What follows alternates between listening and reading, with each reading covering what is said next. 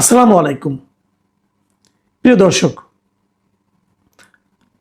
আমরা জানি যে আওয়ামী লীগের শাসন আমলে আওয়ামী লীগ যে 17 বছর দেশ শাসন করেছিল একটানা, সেই সময় তারা বিএনপির বিভিন্ন নেতাকর্মী এবং আরও অনেকের বিরুদ্ধে, বিরোধী দলীয় অনেকের বিরুদ্ধেই অনেক একের পর এক মিথ্যা মামলা দিয়েছে। রাজনৈতিক মামলা যেগুলোকে বলা হয় অথবা হয়রানিমূলক মামলা বলা হয়, এরকম হাজার হাজার মামলা দিয়েছে। এবং সেই মামলাগুলি কিন্তু সরকারের পতন হয়েছে, কিন্তু মামলাগুলো তুলে না নিলে যাদের বিরুদ্ধে মামলা হয়েছে তাদের কিন্তু নিয়মিত হাজিরা দিয়েই যেতে হয়েছে। এক একজনের বিরুদ্ধে 200-300 পর্যন্ত মামলা ছিল। এবং এমনও দিন গেছে তাদের সারাদিন, সারাটা বছর কেটেছে, প্রতিদিন সকালে ঘুমের থেকে উঠে যেতে হয়েছে আদালতে কোনো না কোনো মামলা হাজিরা দিতে। এগুলো খবর আমরা তখনই জেনেছি যে কত মামলা হয়েছে তাদের বিরুদ্ধে। আজকের খবর হলো, গতকালকে আমরা দেখলাম যে স্বরাষ্ট্র মন্ত্রণালয় থেকে তারা বলা হয়েছে যে তারা বেশ কয়েকটা প্রায় 1006টি মামলা প্রত্যাহার করার জন্য স্বরাষ্ট্র মন্ত্রণালয় থেকে অনুমোদন দেওয়া হয়েছে। এবং বলা হয়েছে যে বিগত ফ্যাসিস্ট সরকারের আমলে 17 বছর ধরে বিরোধী দলের নেতা কর্মীদের বিরুদ্ধে যে দায়ের করা হয়েছিল মামলাগুলো, রাজনৈতিক মামলা, হয়রানিমূলক মামলা, এগুলো থেকে 1006টি মামলা প্রত্যাহারের জন্য সরকার অনুমোদন দিয়েছে। এটা খুবই একটা ভালো সংবাদ আমি মনে করি, কারণ হয়রানিমূলক মামলা থাকবে কেন। এখন প্রশ্ন হচ্ছে যে 1006টা কোন বিচারে, এই প্রশ্নটা আমি একটু করতে চাই। 1006টি কেন? আমরা তো জানি, আমরা বিএনপি, আওয়ামী লীগের আমলে বিএনপিদের পক্ষ থেকে যে অভিযোগ করা হয়েছিল, তারা কিন্তু বারবার বলেছে যে বিএনপির বিরুদ্ধে 2009 সাল থেকে আপনার 2024 নির্বাচনের আগ পর্যন্ত এই সময়ে 1,38,071টি মামলা হয়েছে। এটা বিএনপির মামলার তথ্য ও সংরক্ষণ শাখা ছিল একটা, তাদের হিসাব অনুযায়ী বলা হয়েছিল 2023-এর 25শে জুলাই পর্যন্ত। এই সময়ের মধ্যে বিএনপি এবং এর অঙ্গ সহযোগী সংগঠনের নেতাকর্মীর বিরুদ্ধে এরকম 1,38,071টি মামলা করা হয়েছিল। এবং এসব মামলার মোট আসামির সংখ্যা ছিল 40 লাখের উপরে। এই হিসাবটা নিয়ে আবার অনেকে কনফিউশন তৈরি করার চেষ্টা করেছে, বাট হিসাবটা খুব সহজ।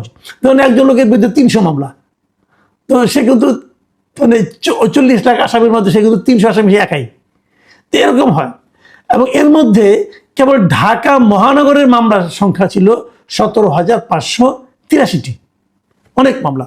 তো যদি ঢাকা মহানগরেই 17,000 মামলা হয় এবং সারা দেশে 1,38,000 হয়, তাহলে মাত্র 1006টি মামলা আপনি প্রত্যাহার করতেছেন।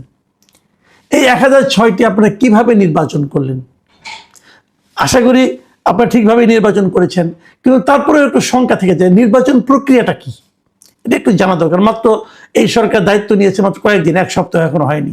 এর মধ্যে 1006টা আপনারা কিভাবে, কোন প্রক্রিয়ায় করলেন, এটা একটু জানা দরকার। এবং তারা কি সবাই বিএনপির? আওয়ামী লীগ আমলের মামলাগুলোতে বিএনপি ছাড়া জামাতের বিরুদ্ধে করা হয়েছে, অন্যান্য দলের বিরুদ্ধে করা হয়েছে, সেগুলো কি তুলে নেওয়া হয়েছে? ব্রেকআপটা কি? ব্রেকআপটা এখন আমরা জানি না, এটা জানার একটু কৌতূহল আমার থাকছে। আর তার পাশাপাশি আরেকটা কথা, এত মামলা তাহলে আপনি কিভাবে প্রত্যাহার করবেন? প্রত্যাহারের কোনো পদ্ধতি আপনারা তৈরি করেছেন কিনা?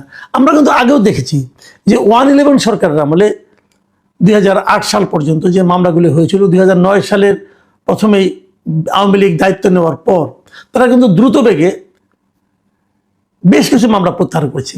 এবং ইন্টারেস্টিংলি তারা যে মামলাগুলি প্রত্যাহার করেছে তার সবগুলোই ছিল আওয়ামী লীগের নেতাকর্মীর বিরুদ্ধে 111 সরকারের দায়ের করা মামলা।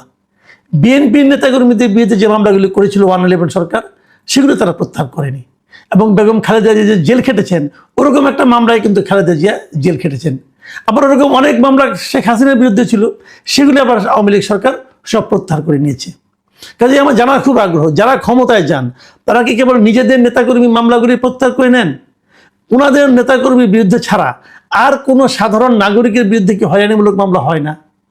যদি হয়, সেগুলিকে প্রত্যাহার তারা করেন? নিশ্চয়ই সময় হয়েছে। যারা বিএনপি করতো তার বাইরে একটা সময় তো এরকম ছিল, শেষ দিকে যে মামলা করার জন্য বিএনপির কোনো নেতাকর্মীকে আর খুঁজেই পাওয়া যেত না। তখন তো অন্যদের ধনাঢ্য ব্যবসায়ী এরকম অনেকের বিরুদ্ধে মামলা হতো। সেই হয়রানিমূলক মামলাগুলি কি প্রত্যাহারের জন্য এই সরকারের কাছে বিবেচিত হবে? এই প্রশ্নটা থাকলো। কারণ আমরা বলতে চাই, এমনি আদালতে অনেক মামলা জট আছে, মামলা চললে উকিলদের লাভ হয়, আর তো কারো লাভ হয় না, মানুষের ভোগান্তি কিন্তু থেকেই যায়। তো এরকম হয়রানিমূলক মামলাগুলি যেন দ্রুত নির্ধারণ করা যায়, চিহ্নিত করা যায়, সেরকম একটা ব্যবস্থা করা দরকার।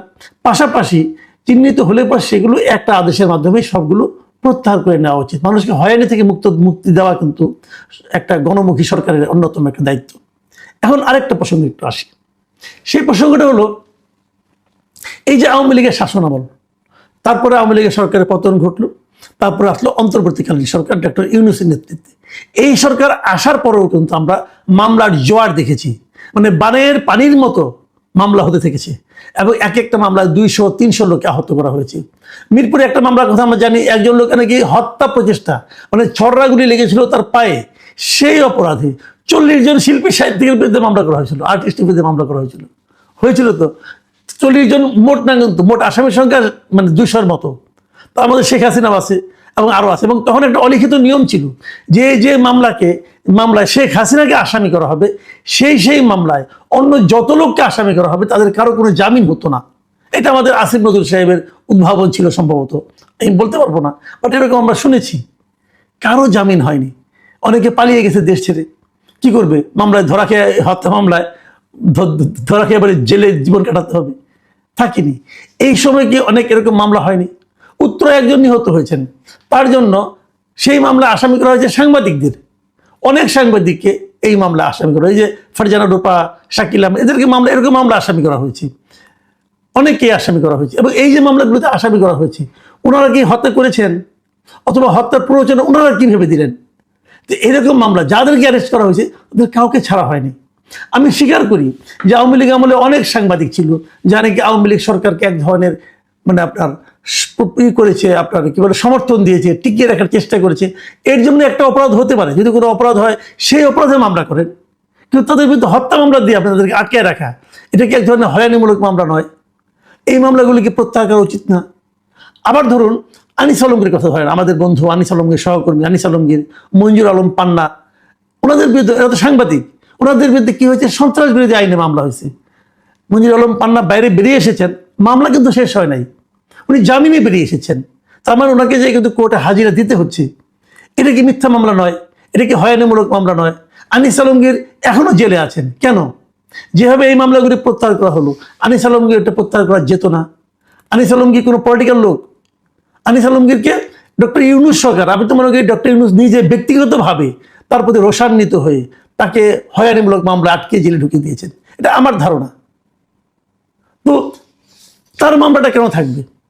তার মামলাটাকে প্রত্যাহার করা যেত না? এটা টাটকা মামলা নাকি এখন পরে মামলা হয়েছে পরে করবো? উনি তো জেলে আছেন, জেল থেকে বের করে দেন, তাও তো দিচ্ছেন না আপনারা। তাহলে আপনারা কিভাবে এক ধরনের বৈষম্যমূলক আচরণের থেকে বাইরে থাকতে পারলেন? আমার মনে পড়ে কয়েকদিন আগে প্রধানমন্ত্রী তারেক রহমান একটা কথা বলেছিলেন ওনার প্রথম ভাষণে জাতির উদ্দেশ্যে, যে যারা তাকে ভোট, তাদের এই সরকারটা হবে যারা তাদেরকে ভোট দিয়েছে, যারা তাদেরকে ভোট দেয় নাই এবং যারা ভোট দিতেও যায় নাই, তাদের সবার সরকার। কিন্তু মামলা প্রত্যাহারের সময় তো কেবল বিএনপির নাম দাম, তো অন্য যারা আছে যাদের বিরুদ্ধে মামলা হয়েছে তাদের সরকার তো আপনি, তাদের মামলাগুলি প্রত্যাহার করছেন না কেন? আনিস আলমগীরকে মুক্তি দিচ্ছেন না কেন? পান্নার বিরুদ্ধে মামলা প্রত্যাহার করে নিচ্ছেন না কেন? আবু আলম শহীদ খানের কথা বলছি, হাফিজুর রহমান কার্জনের কথা বলছি, ওনাদের বিরুদ্ধে মামলাগুলি প্রত্যাহার করে নিচ্ছেন না কেন? ওনাদের কি অপরাধ ছিল? এই বিষয়গুলো কিন্তু মানুষ প্রশ্ন তুলবে।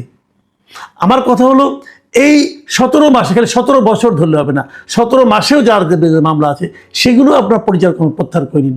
এবং এই সমস্ত মিথ্যা মামলায় যারা জেলে আছে, মানে যারা কারাগারে আছে, তাদেরকে ইমিডিয়েট মুক্তির ব্যবস্থা করেন। যদি কেউ অপরাধ করে থাকে তার বিরুদ্ধে মামলা চলবে, তার জামিনের ব্যবস্থা করে দেন। এটা কিন্তু খুব জরুরি আমি মনে করি।